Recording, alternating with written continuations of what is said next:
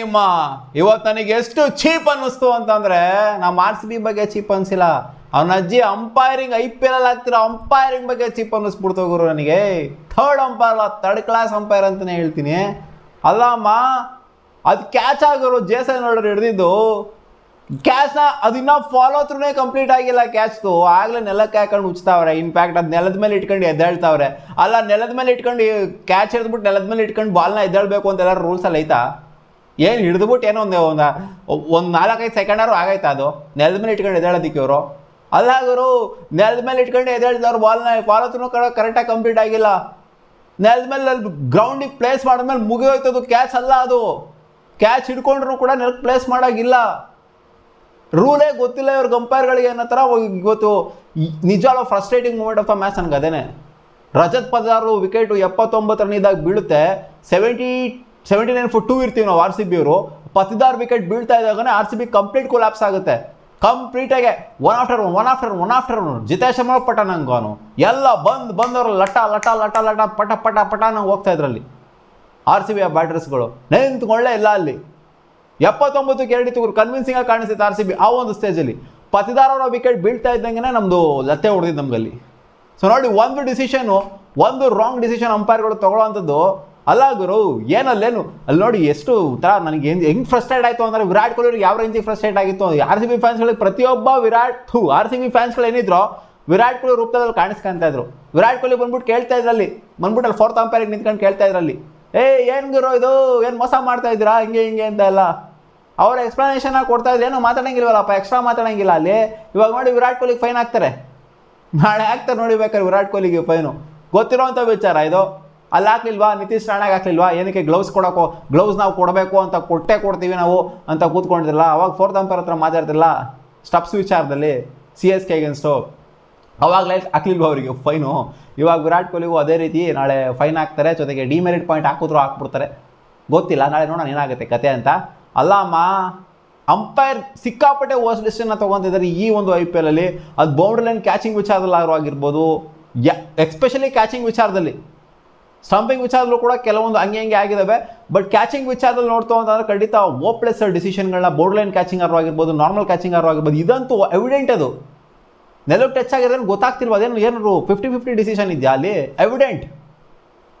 ನೆಲಕ್ಕೆ ಗ್ರೌಂಡ್ ಮಾಡ್ಕೊಂಡು ಎದ್ದೇಳ್ತಾ ಇದ್ದಾರೆ ಅವರು. ಯಾವ ಒಬ್ಬ ಕ್ಯಾಚರ್ ಎದ್ದೇಳ್ತಾರೆ ಆ ಥರ? ಕ್ಯಾಚ್ ಹಿಡಿದ್ರು ಗ್ರೌಂಡ್ ಮಾಡ್ಕೊಂಡು ಯಾವನು ಎದ್ದೇಳ್ತಾನೆ? ಯಾವನು ಎದ್ದೇಳಲ್ಲ ಗ್ರೌಂಡ್ ಮಾಡಿಕೊಂಡು ಕ್ಯಾಚ್ ಹಿಡಿದವನು. ಇವ್ರು ಗ್ರೌಂಡ್ ಮಾಡ್ಕೊಂಡು ಎದ್ದೇಳ್ತಾ ಇದ್ದಾರೆ. ಸೊ ಇದಕ್ಕಿಂತ ಒಂದು ಪ್ರೂಫ್ ಬೇಕಾಗಿರೋ ಇವ್ರಿಗೆ ಅಂಪೈರ್ಗಳಿಗೆ ಡಿಸಿಷನ್ ಕೊಡೋದಕ್ಕೆ. ಅಲ್ಲಿ ಗ್ರೌಂಡಲ್ಲಿ ನಿಂತ್ಕೊಂಡು ಅವ್ರು ರಜತ್ ಪದಾರ್ ಈಚೆ ಕಡೆನೇ ಬಂದಿಲ್ಲ, ಅಲ್ಲಿ ನಿಂತ್ಕೊಂಡು ವೆಯ್ಟ್ ಮಾಡ್ತಾ ಇದ್ದಾರೆ. ಅವ್ರು ನೋಡಿದ್ರೆ ಔಟ್ ಹೋಗು ಅಂತ ಹೇಳ್ತಾವ್ರೆ. ಇದು ಯಾವ ಥರ ಗುರು? ನಿಜಾಲು ನನಗೊಂಥರ ಸೀರಿಯಸ್ಲಿ ಸಿಲ್ಲಿ ಅಂತ ಅನ್ಸ್ಬಿಡ್ತು. ಈ ಥರ ಹೌದು, ಇದು ಯಾವುದೋ ಒಂದು ಮ್ಯಾಚು ಓಕೆ, ಮೈನ್ ಮ್ಯಾಚ್ಗಳು ಏನಾದ್ರು ಆಗೋಗ್ಬಿಡ್ತು ಅಂದರೆ ಯಾವುದೋ ಒಂದು ಮ್ಯಾಚಲ್ಲೂ ನಾಟ್ ಓಕೆನೇ. ಬಟ್ ಆದರೆ ಏನಾದ್ರು ಪ್ಲೇ ಆಫ್ಸ್ ಏನಾದ್ರು ಈ ಥರ ಆಗೋಗ್ಬಿಡ್ತು, ಹೋಗೋರು ಔಟು ಅಂತಂದರೆ ಈ ಥರ ಗ್ರೌಂಡ್ ಮಾಡ್ಕೊಂಡಿದ್ದಾಗ ಅದು RCB ಪ್ಲೇಯರ್ ಹಿಡಿದಿದ್ರು, ಈ ಥರ ಹಿಡಿದ್ರು ಕೂಡ ಅದು ನಾಟ್ ಔಟನೇ. ಅದು ಯಾರಾದರೂ ಹಿಡಿದಿರಲಿ ಕ್ಯಾಚ್ನ ಈ ಥರ ಗ್ರೌಂಡ್ ಮಾಡ್ಕೊಂಡಿದ್ದಿತ್ತು ಅಂದರೆ ಅದು ನಾಟ್ ಔಟನೇ. ಸೊ ಸೀರಿಯಸ್ಲಿ ನನಗೆ ಸಿಕ್ಕಾಪಟ್ಟೆ ಫ್ರಸ್ಟ್ರೇಟ್ ಆಗೋಗ್ಬಿಡ್ತು. ಯಾಕಂದರೆ RCB ಬೇರೆ ಕೊಲಾಪ್ಸ್ ಆಗೋಗ್ಬಿಡ್ತು, ರಜತ್ ಪದಾರ್ ಔಟ್ ಆಗ್ತಾ ಇದ್ದಂಗೆ ಒಂಥರ ಆ ಒಂದು ಡಿಸಿಷನಿಂದನೇ ಸೋತಂಗೆ ಇತ್ತು ಅಂತ ಅನ್ನಿಸ್ಬಿಡ್ತು ನನಗೆ. ಅದೊಂದು ಡಿಸಿಷನ್ ಆಗಿರ್ಬೋದು, ಅದಾದಮೇಲೆ ನೆಟ್ಟಿಗೆ ಆಡಿರ್ಬೋದಾಗಿತ್ತಲ್ಲ ಗುರು RCB ಅಂತ ಹೇಳ್ಬೋದು ನೀವು. ಬಟ್ ಒಂದೊಂದು ಡಿಸಿಷನ್ಗಳು ಏನಾಗ್ತವೆ ಅಂತಂದರೆ ಒಂಥರ ಟೀಮ್ನೇ ಒಂಥರ ಕುಗ್ಗಿಸ್ಬಿಡುತ್ತೆ. ಸೊ ಆ ಒಂದು ಡಿಸಿಷನ್ ನನ್ನ ಪ್ರಕಾರ ಟೀಮ್ನೇ ಕುಗ್ಗಿಸ್ತು ಅನ್ನೋ ಥರ ಅನ್ನಿಸ್ಬಿಡ್ತು ನನಗೆ. ಇವತ್ತು ಟಾಸ್ನ ಗೆದ್ದವರು ಅವರು ನಮ್ಮನ್ನ ಬ್ಯಾಟಿಂಗ್ ಆಡೋದಕ್ಕೆ ಅಂತ ಅಟ್ಟಿದ್ರು. ಬ್ಯಾಟಿಂಗ್ ಆಡೋದಕ್ಕೆ ಅಂತ ಬಂದ್ರಪ್ಪ ಜೇಕೋಬ್ ಬೆಥೆಲ್ ಜೊತೆಗೆ ವಿರಾಟ್ ಕೊಹ್ಲಿ ಅವರು. ಏನು ಆಡಿದ್ದು ನಮ್ಮ ವಿರಾಟ್ ಕೊಹ್ಲಿ 2ನೇ ಓವರು, ಏನು ಬಿಟ್ರು ಅಂತ ಅಂದರೆ ಸರ್ಸಾರಿಯಾಗಿ ಕೊಟ್ಟರು ಹಂಗೇನೆ ಅಲ್ಲಿ. ಅಯ್ಯೋ ಪಾಪ ಅಂತ ಅನ್ನಿಸ್ಬಿಡ್ತು ರವಾಡ ಅವ್ರ ಬೌಲಿಂಗಲ್ಲಿ. 5-4 ಕಂಟಿನ್ಯೂಸ್ ಆಗಿ ಹೊಡೆದಿರೋದು, 21 ರನ್ನು ಆ ಓವರಲ್ಲಿ ಬಂದಿದ್ದು ವಿರಾಟ್ ಕೊಹ್ಲಿ ಅವ್ರು ಹೊಡೆದಿದ್ದು. ಆಮೇಲೆ ಬಂದ್ಬಿಟ್ಟು ಎಷ್ಟು 4ನೇ ಓವರ್ ಅಂತ ಕಾಣಿಸುತ್ತೆ, ಮತ್ತೆ ಬಂದವ್ರೆ ರಬಾಡ ಅವರು. ಇನ್ಫ್ಯಾಕ್ಟ್ ಅವ್ರ ವಿಕೆಟ್ ಬಿದ್ದುಬಿಟ್ಟಿತ್ತಲ್ಲ ಆಲ್ರೆಡಿ ಜೇಕೋಬ್ ಬೆಥೆಲ್ ಅವ್ರದ್ದು. ಅಲ್ಲಾಗರು ಕಣ್ಮುಂದೆ ನಿಲ್ಸ್ಕೊಂಡ್ರವ್ರಿಗೆ ಎಷ್ಟು ಜನ ಔಟ್ ಆಗಿದ್ರು ಇವತ್ತು. ಕಣ್ಮುಂದೆ ನಿಲ್ಸ್ಕೊಂಡ್ರೆ ಮಿಡ್ ಆನ್ ಫೀಲ್ಡರ್ಗೆ ಎಷ್ಟು ಜನ ಔಟ್ ಆಗಿದ್ದಾರೆ ಇವತ್ತು. ಅಲ್ಲ ಮಿಡ್ ವಿಕೆಟ್ ಫೀಲ್ಡರ್ಗೆ ಕ್ಯಾಚ್ ಕೊಟ್ಬಿಟ್ಟು ಚೇಸ್ತಾಗಿ ಬರ್ತಾರೆ, ಕ್ಯಾಚ್ ಕೊಟ್ಬಿಟ್ಟು ಹೋಗ್ತಾರೆ. ಅವ್ರಿಗೆ ಕ್ಯಾಚ್ ಕೊಟ್ಟವ್ರೆ ಗುರು. ಕೃಣಾಲ್ ಪಾಂಡ್ಯ ಅವ್ರಿಗೆ ಕ್ಯಾಚ್ ಕೊಟ್ಟವ್ರೆ, ಟಿಮ್ ಡೇವಿಡ್ ಅವ್ರಿಗೆ ಕ್ಯಾಚ್ ಕೊಟ್ಟವ್ರೆ, ಜೇಕೋಬ್ ಬೆಥೆಲ್ ಅವ್ರಿಗೆ ಕ್ಯಾಚ್ ಕೊಟ್ಟವ್ರೆ, ಕಣ್ಮುಂದೆ ನಿಲ್ಸ್ಕೊಂಡ್ರಂಥ ಫೀಲ್ಡರಿಗೆ ಕ್ಯಾಚ್ ಕೊಟ್ಟವ್ರು. 3 ಜನನು ಕೂಡ ಹೊಡೆಯೋಕೆ ಹೋಗ್ಬಿಟ್ಟು ಔಟ್ ಆಗಿಲ್ಲ, ಬೌಂಡ್ರಿ ಏನಾದರೂ ಔಟ್ ಆಗಿಲ್ಲ. ಕಣ್ಮುಂದೆ ನಿಲ್ಸ್ಕೊಂಡ್ರು ಅಂತವ್ರ ಹತ್ರ ಹೋಗ್ಬಿಟ್ಟು ಔಟ್ ಆಗೋರಲ್ಲ ಗುರು. ಈ ಥರ ಡಿಸ್ಮಿಸ್ ಆಯಿತು ಅಂದ್ರೆ ಏನೋ 1 ಡಿಸ್ಮಿಸಲ್ಲಿ ಓಕೆ, 3 ಜನ ಇದೇ ಥರ ಔಟ್ ಆಯಿತು ಅಂತಂದರೆ ಆ ಒಂದು ಪಿಕ್ ಮಾಡೋಕೆ ಹೋಗ್ಬಿಟ್ಟು ಸೀದಾ ಕಣ್ಮುಂದೆ ಇರೋರು ಕೊಡ್ತು ಅಂತಾನೆ ಇದೊಂದು ಸ್ವಲ್ಪ ಸೀರಿಯಸ್ ಥಿಂಗ್ ಟು ವರಿ ಆಗೋಗ್ಬಿಡ್ತು. ಯಾಕಂದ್ರೆ 3 ಜನ ಇದೇ ಥರ ಡಿಸ್ಮಿಸ್ ಆಗಿರೋದು ಇವತ್ತು ನಮ್ಮ RCBಲಿ. Jacob Bethell okay 1 ಡಿಸ್ಮಿಸಲ್ಲು. ಸೊ ಅದೇ ಥರ ಇನ್ನೂ ಇಬ್ಬರು ಔಟ್ ಆಗಬೇಕಾ? ಅದೇ ಥರನೇ 2 ಡಿಸ್ಮಿಸಲ್ ಪ್ಲ್ಯಾನ್ ಮಾಡಿ ತೆಗೆದ್ರು ಅಂತ ಹೇಳಬೇಕು. ವಿಕೆಟ್ನ ಕರೆಕ್ಟಾಗಿ ಇಳಿಸ್ಕೊಂಡಿದ್ರು. ರಶೀದ್ ಖಾನ್ ಟಿಮ್ ಡೇವಿಡ್ ಹೊಡೆದ್ರಲ್ಲ ರಶೀದ್ ಖಾನ್ ಬೌಲಿಂಗಲ್ಲಿ ಪ್ಲ್ಯಾನ್ ಮಾಡಿ ಇಟ್ಕೊಂಡಿರೋ ಅಂತ ಕಾಣ್ತದೆ. ಎಲ್ಲೆಲ್ಲ ಹೊಡಿತಾರೆ RCB ಬ್ಯಾಟರ್ಸ್ ಅಂತ 3 ಜನ ಅದೇ ಥರ ಔಟ್ ಆಗಿದ್ರು ಇವತ್ತು. ನೀವು ಗಮನಿಸ್ತು ಅಂತ ಅಂದರೆ ವಿರಾಟ್ ಕೊಹ್ಲಿ ಆ ಥರ ಔಟ್ ಆದರು. ರಾಬಾಡ ಸರಿಯಾಗಿ ಹೊಡ್ಸ್ಕೊಂತವನು ಇವತ್ತು, ಸರಿಯಾಗಿ ಗುಂಬಿಡೋಣ. ನಾನು ಅಂದ್ಕೊಂಡಿದ್ದೆ ವಿರಾಟ್ ಕೊಹ್ಲಿ ಏನು ಇದು ಅಬ್ನಾರ್ಮಲಾಗಿ ಆಡ್ತಾರಲ್ಲ, ವಿರಾಟ್ ಕೊಹ್ಲಿ ನಾರ್ಮಲಾಗಿ ಹಿಂಗೆ ಆಡಲ್ವಲ್ಲ, ಏನು ಫಸ್ಟ್ ಓವರ್ಲಿ ವಾಂಚ್ತಾವ್ರಲ್ಲ ಅಂತ ಅಂದ್ಕೊಂಡೆ. ಹೌದು ಫಸ್ಟ್ ಓವರ್ ರನ್ಸ್ ಬಂತು, ಬಟ್ ಎವ್ರಿ ಬಾಲು ಅದೇ ಥರ ಇರೋದಿಲ್ಲ. ನುಗ್ಬಿಟ್ಟು ಹೊಡೆಯೋದಕ್ಕೆ ಅಂತ ಹೋಗಿದ್ರು.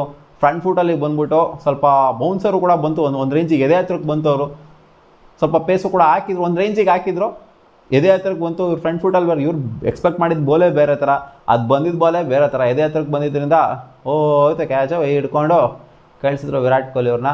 ಸೊ ವಿರಾಟ್ ಕೊಹ್ಲಿ ವಿಕೆಟ್ ಡಮಾರ್ ಹಾಕಿದಂಗೆ ಒಂದು ಪಾರ್ಟ್ನರ್ಶಿಪ್ಪು ಪರವಾಗಿಲ್ಲ, ಒಂದು ಡೀಸೆಂಟ್ ಪಾರ್ಟ್ನರ್ಶಿಪ್ ಅನ್ನೋದು ಬಿಲ್ಡ್ ಆಗಿತ್ತು DDP ಮತ್ತು ರಜತ್ ಪತಿದಾರ್ ಅವರ ಮಧ್ಯ ಅಂತ ಹೇಳ್ಬೋದು. DDP ಪಾಪ ಒಂದೆರಡಲ್ಲಿ ನಿಂತ್ಕೊಂಡಿದ್ರು, ಎಲ್ಲರೂ ಬಂದ ಪುಟ್ಟ ಹೋದ ಪುಟ್ಟ ಪಾಪ ಯಾರು ಕೂಡ ಸಾಥೆ ಕೊಡ್ತಿರಲಿಲ್ಲ DDPಗೆ. ಎಲ್ಲರೂ ರೊಮ್ಯಾರೋ ಶೆಫರ್ಡ್ರಿಗೂ ಹೊರಟೋಗ್ಬಿಡ್ತು ವಿಕೆಟ್ ಹಂಗೆ ಪಟ ಪಟ ಪಟ ಪಟ ಪಟ ಪಟ ಅನ್ನಂಗೆ. ಇನ್ನೇನು ಪಾಪ DDPನೂ ಕೂಡ ಹೊಡಿಲೇಬೇಕಾಗಿತ್ತು. ಅವ್ರ ಪಾಪ ಏನು ಹೊಡಿಯೋಕೆ ಹೋಗ್ಬಿಟ್ಟು ಏನು ಅಗ್ರೆಸಿವ್ ಆಗಿ ಕಡಕ್ಕೆ ಹೋಗ್ಬಿಟ್ಟು ಔಟ್ ಆಗಿಲ್ಲ, ಬೋಲ್ಡ್ ಆಗಿ ಹೋಗ್ಬಿಟ್ರು. ಏನು ಬೌಂಡ್ರಿನ ಕ್ಯಾಚ್ ಕೊಡಲಿಲ್ಲ. ಬಟ್ ಅನ್ಫಾರ್ಚುನೇಟ್ ಅಂತಲೇ ಹೇಳ್ತೀನಿ, ಯಾಕಂದರೆ ಅದು ಇನ್ಸೈಡ್ ಎಡ್ಜ್ ಆಗಿಬಿಟ್ಟು ಬೋಲ್ಡ್ ಆಗಿದ್ದು. Very unfortunate dismissal. ಬಟ್ ಇವ್ರದೆಲ್ಲ ನಾನು ವಿಕೆಟ್ ಟೇಕರ್ಸ್ ಡೆಲಿವರಿ ಅಂತಲೇ ಹೇಳ್ತೀನಿ. ಯಾರ್ದು ಇವ್ರು ಎತ್ತಿದ್ದು, ಜೇಕೋಬ್ ಬೆಥೆಲ್ ಅವ್ರದ್ದು ಎತ್ತಿದ್ದು, ಟಿಮ್ ಡೇವಿಡ್ ಅವ್ರದ್ದು ಎತ್ತಿದ್ದು, ರಶೀದ್ ಖಾನ್ ವಿಕೆಟ್ ಎತ್ತಿದ್ರಲ್ಲ ಇವ್ರದ್ದು, ಕೃಣಾಲ್ ಪಾಂಡ್ಯ ಅವ್ರದ್ದು, ಅದೆಲ್ಲ ಪ್ಲ್ಯಾನ್ ಮಾಡಿ ಎತ್ತಿದ್ರು ಅಂತ ಹೇಳ್ತೀನಿ. ಕಡಕ್ಕಾಗಿ ಪ್ಲ್ಯಾನ್ ಮಾಡಿ ಎತ್ತಿದ್ರು ಅಂತ ಹೇಳ್ತೀನಿ. ವಿರಾಟ್ ಕೊಹ್ಲಿ ಫ್ರಸ್ಟ್ರೇಷನಲ್ಲಿ ಔಟ್, ಇವತ್ತು ಯಾಕೋ ಸಿಕ್ಕಾಪಟ್ಟೆ ಉಪ್ಪು ಖಾರ ತಿಂದ್ಬಿಟ್ಟು ಬಂದಿದ್ರು ಅಂತ ಕಾಣಿಸುತ್ತೆ. ಇವತ್ತು ಫ್ರಸ್ಟ್ರೇಷನ್ ಅಜ್ಜಿ ಇವತ್ತು ಏನಾರು ಒಂದು ಮಾಡಲೇಬೇಕು, ಒಂದು ಅಜ್ಜಿ ಅಗ್ರೆಸಿವ್ ಆಗಿ ಆಡಲೇಬೇಕು ಅಂತ ಬಂದರು ಅಂತ ಕಾಣಿಸುತ್ತೆ. ಅದಕ್ಕೋಸ್ಕರ ನಿಲ್ತಾನೆ ಇರಲಿಲ್ಲ. ಫಿಲ್ಸ್ ಆಡ್ ಬಾರಪ್ಪ ಎಲ್ಲಿದೆಯಪ್ಪ, ನಮಗೆ ಯಾಕೋ ಜೇಕೋಬ್ ಎಲ್ಲರೂ ಹೇಳ್ತಿರಲ್ಲ ಜೇಕೋಬ್ ಬೆಥೆಲ್ ಬೇಕು ಅಂತ. 3 ಮ್ಯಾಚು ಜೇಕೋಬ್ ಬೆಥೆಲ್ ಫ್ಲಾಪ್ ಆಗಿರೋದಲ್ಲಿ ನಮಗೆ ಫಿಲ್ಸ್ ಆಲ್ಟ್ ಇದನ್ನೇ ಚೆನ್ನಾಗಿ ಆಡ್ತಿದ್ವಲ್ಲ ಗುರು ಅಂತ ಅನ್ಸ್ಬಿಡ್ತಾಯಿತ್ತು ಇವಾಗ.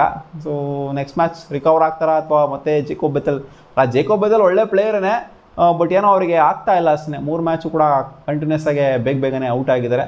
ಸೊ ಹೋಪ್ಫುಲಿ ನೆಕ್ಸ್ಟ್ ಮ್ಯಾಚ್ ಆಡಿಸ್ತಂದ್ರೆ ರಿಕವರ್ ಆಗ್ತಾರೆ. ಅಂದರೆ ಏನು ಡ್ರಾಪ್ ಮಾಡಿಬಿಡ್ತಾರೆ ಅಂತ ಹೇಳ್ತಾರೆ ಜೇಕೋಬ್ ಬೆಥೆಲ್ನ. ಇನ್ ಕೇಸ್ ಅವ್ರು ಫಿಟ್ ಇದ್ದಾರೆ ಅಂತಂದರೆ ಸಾಲ್ಟ್ನ ಆಡಿಸ್ತಾರೆ, ಇಲ್ಲ ಅಂತಂದರೆ ಇವ್ರನ್ನ ಏನು ಡ್ರಾಪ್ ಮಾಡೋದಿಲ್ಲ ಅನ್ನೋಂಥ 100% ಅವಕಾಶ ಕೊಡ್ತಾರೆ ನೆಕ್ಸ್ಟ್ ಮ್ಯಾಚನ್ನು ಕೂಡ. ಸೊ ಇವತ್ತೊಂಥರ ನಮ್ಮ RCBಗೆ ಎಲ್ಲ ಆಲ್ ಓವರ್ ಯೂನಿಟ್ ನೋಡ್ತು ಅಂದರೆ ಎಲ್ಲರಿಗೂ ಲತ್ತೆ ಹೊಡೆದ್ಬಿಡ್ತು ಅಂತ ಹೇಳ್ಬೇಕು. ವಿರಾಟ್ ಕೊಹ್ಲಿ ಅಗ್ರೆಸಿವ್ ಆಗಿ ಆಡ್ತಾರೆ, ಈಗ DDP ಮಸ್ತಾಗಿ ಆಡ್ತಾರೆ. ಸೊ ಅವೆರಡು ಅಗ್ರೆಸಿವ್ ಬ್ಯಾಟಿಂಗ್ನ ನೋಡಿದ್ವಲ್ಲ ನಾವು, ಪಾರ್ಟ್ನರ್ಶಿಪ್ ಬಿಲ್ಡ್ ಆಗಿದ್ದ ನೋಡಿದ್ವಲ್ಲ.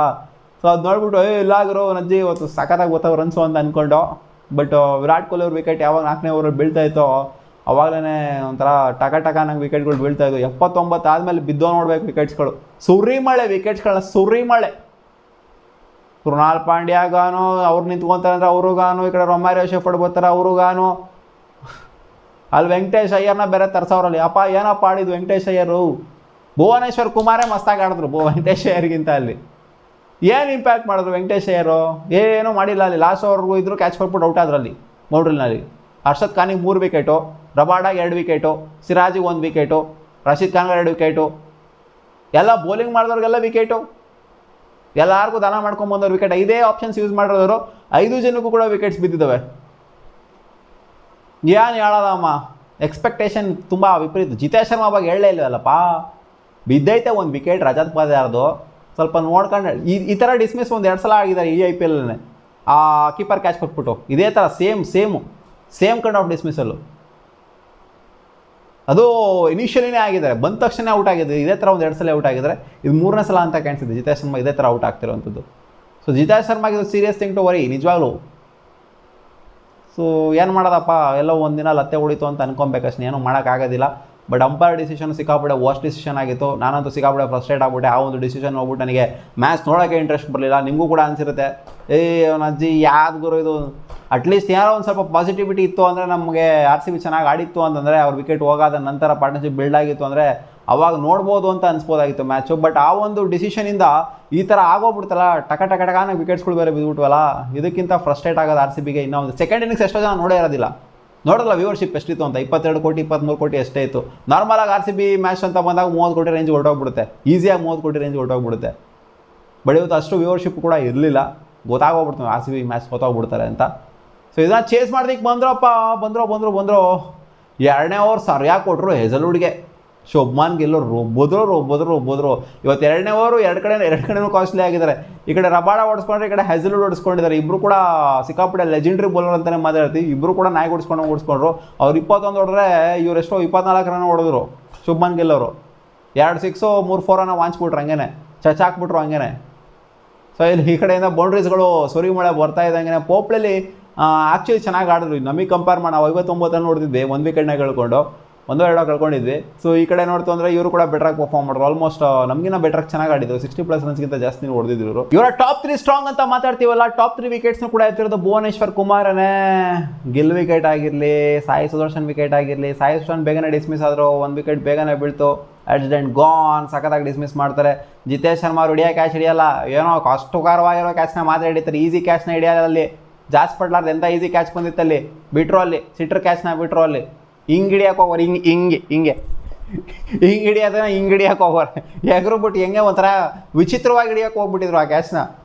ಒಂಥರ ಅವರೊಂದು ಆ್ಯಕ್ಷನಲ್ಲಿ ಹೇಳ್ಬೋದಾಗಿತ್ತು ಹಿಡಿಯಲ್ಲ ಪಕ್ಕ ಕ್ಯಾಚ್ನ ಅಂತ. ಸೊ ನಾನು ನೋಡಿ ಡೈವ್ ಹಾಕ್ಬಿಟ್ಟು ಸಖತ್ತಾಗಿ ಹಿಡಿದ್ರು ಇವರು. ಶುಭ್ಮನ್ ಇವ್ರದ್ದು ಯಾರಪ್ಪ ಸಾಯಿ ಸುದರ್ಶನ್ ಅವರ ಕ್ಯಾಚ್ನ. ಬಟ್ ಅವ್ರದ್ದು ಬಟ್ಲರ್ ಅವ್ರು ನೋಡಿ ಈಸಿ ಕ್ಯಾಚ್ನ ಬಿಟ್ಟರು.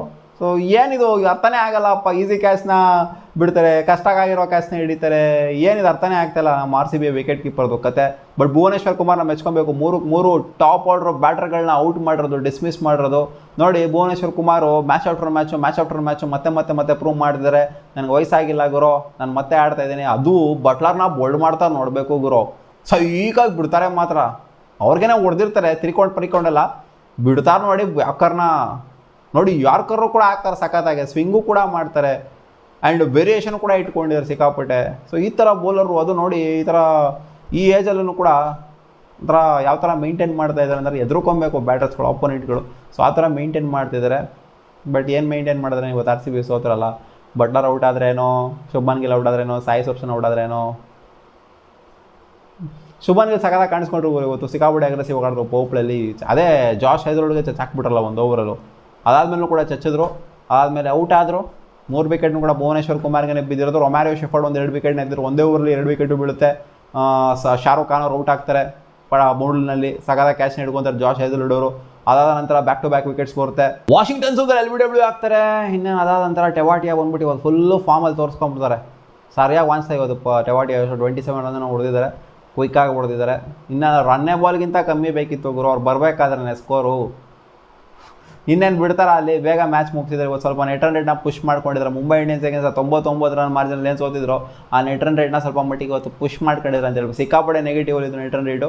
ಇವಾಗ ಒಂದು ಸ್ವಲ್ಪ ಮಟ್ಟಿಗೆ ಯಾರು ಪಾಸಿಟಿವ್ ಆಗಿರಲ್ಲ, ಆ ನೆಗೆಟಿವಲ್ಲೇ ಒಂದು ಸ್ವಲ್ಪ ಮಟ್ಟಿಗೆ ಕಮ್ಮಿ ಆಗಿರುತ್ತೆ, ಒಂದು ಸ್ವಲ್ಪ ಒಳಗಡೆ ಬಂದಿರುತ್ತೆ ಅಂತ ಅಂದ್ಕೊಳ್ಳೋದೇನು, ಬಂದಿರುತ್ತೆ ಖಂಡಿತ. ಯಾಕಂದರೆ ಬೇಗ ಹೊಡೆದಿದ್ರು, 4 ಓವರ್ ಸ್ಪೇರ್ ಹೊಡೆದಿದ್ದಾರೆ ಇವತ್ತು.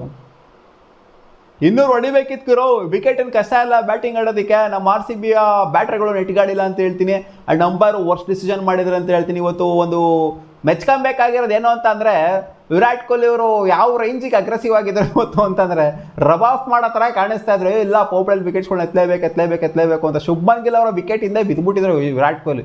ಆ 2 ರನ್ಔಟ್ ಏನೋ ಮಿಸ್ ಆಗುತ್ತೆ, ಒಂದು ಬೈಸ್ ಕೂಡ ಹೋಗುತ್ತೆ, 4 ಎಸ್ಬಿಡ್ತಾರೆ ಮಿಸ್ ಆಗಿ. ಆಮೇಲೆ ಇನ್ನೂ ಒಂದು ರನ್ಔಟ್ ಕೂಡ ಮಿಸ್ ಮಾಡ್ತಾರೆ. ಕಣ್ಮುಂದೆ ನಿಂತ್ಕೊಂಡು ಕ್ಯಾಚ್ ಹಿಡಿದಿಲ್ಲ ಶುಭ್ಮನ್ ಗಿಲ್ ಅವ್ರದ್ದು.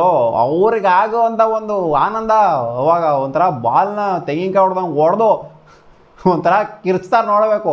ಸೊ ಆ ವಿಕೆಟಿಂದ ಬಿದ್ದುಬಿಟ್ಟಿದ್ರು. ಶುಭ್ಮನ್ ಗಿಲ್ ಔಟ್ ಆಗಬೇಕು ಅನ್ನೋದ್ರಿಂದ ಬಿದ್ದುಬಿಟ್ಟಿದ್ರು ವಿರಾಟ್ ಕೊಹ್ಲಿ. ಅದೊಂದು ಸ್ವಲ್ಪ ನೋಡೋಕೆ ಚೆನ್ನಾಗಿತ್ತು ಅಷ್ಟೇ ಸೆಕೆಂಡ್ ಇನ್ನಿಂಗ್ಸಲ್ಲಿ. ಅದು ಬಿಡ್ತು ಅಂದರೆ ಇನ್ನೇನು ನಮ್ಮ ಈಸಿ ಟಾರ್ಗೆಟು. ಆ ಪೋಪ್ಲಲ್ಲಿ ಚೆನ್ನಾಗಿ ಹೊಡೆದಾದ್ಮೇಲೆ ಈ ಒಂದು ಟಾರ್ಗೆಟ್ನ ಡಿಫೆಂಡ್ ಮಾಡ್ಕೊಬೇಕು ಅಂತ ಅನ್ನೋದಕ್ಕಾಗುತ್ತೆ. ಎಂಥ ಬೌಲರ್ ಇದ್ರೂ ಕೂಡ, ಹೆಸಲಿಡ್ ಇದ್ರೂ ಕೂಡ, ಭೂವಿ ಇದ್ರೂ ಕೂಡ, ಸುಯಾಶ್ ಇದ್ರೂ ಕೂಡ. ಇನ್ಫ್ಯಾಕ್ಟ್ ಒಬ್ಬರು ಬೌಲರ್ ಡೌನ್ ಆಡಿದ್ದು ಇವತ್ತು, ಯಾಕಂದರೆ ಇಂಪ್ಯಾಕ್ಟ್ ಪ್ಲೇಯರ್ನ ತೊಗೊಂಡ್ಬಿಟ್ಟಿದ್ವಿ ನಾವು. ಸೊ ಏನೋ ಮಾಡೋದಕ್ಕಾಗೋದಿಲ್ಲ. ಇವತ್ತು ನಮ್ಮ ಮ್ಯಾಚ್ನ ಉಣ್ಕೊಂಡು ಹೋಗಿದ್ದೀವಿ. ನನ್ನ ಪ್ರಕಾರ ಮೇಯ್ನ್ ರೀಸನು ಅಂಪೈರ್ ಇದಕ್ಕೆ ಕಾರಣ, ನಮ್ಮ ಸೋಲಿಗೆ ಮೇಯ್ನ್ ಕಾರಣ ರಜತ್ ಪತಿದಾರ್ ಅನ್ನೋ ಕ್ವಾಲಿಟಿ ಬ್ಯಾಟರು. ಅವ್ರು ಇದ್ದಿತ್ತು ಅಂದರೆ ಏನು ಬೇಕಾದ್ರೂ ಆಗಿರ್ಬೋದಾಗಿತ್ತು. ಅದು ಕ್ಯಾಚ್ ಕರೆಕ್ಟಾಗಿ ತೊಗೊಂಡಿತ್ತು ಅಂದರೆ ಔಟ್ ಗುರು. ಇವ್ರು ಕ್ಯಾಚೇ ತಗೊಂಡಿಲ್ಲ, ಅಲ್ಲಿ ಬಾಲ್ನ ಎಲ್ಲೋ ಕೂಜ್ಬಿಟ್ಟು ಅಲ್ಲಿ ಔಟು ಅಂತ ಕೊಟ್ಬಿಡ್ತಾರೆ. ಉರಿಯಲ್ವಾ RCB ಫ್ಯಾನ್ಸ್ಗೆ?